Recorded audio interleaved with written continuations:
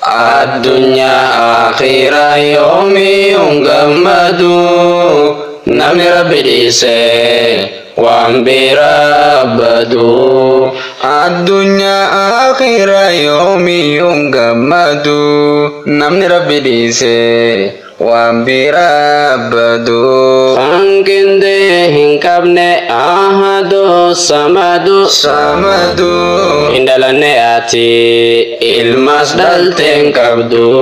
Addunyaa akhiraa yoomiyuun gammadu namni rabbi dhiisee waan biraa badu. Maadimtaa calliste taate akka horii hotu karaa haqaa wallaalarraa gorii. Kenna oli tan caaltu meekurii fudhaa islaamummaa irraa dhiisa kufrii. Addunyaa akhiraa yoomiyuun gammadu namni rabbi dhiisee waan biraa badu.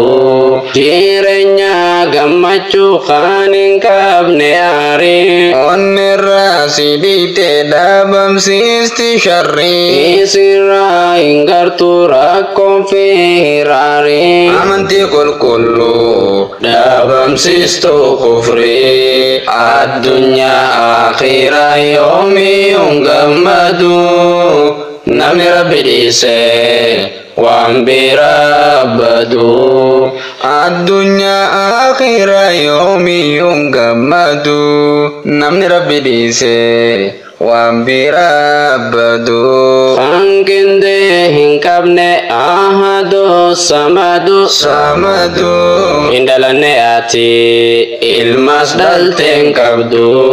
Addunyaa akhiraa yoomiyuun gammadu namni rabbi dhiisee waan biraa badu. Maadimtaa calliste taate akka horii hotu karaa haqaa wallaalarraa gorii.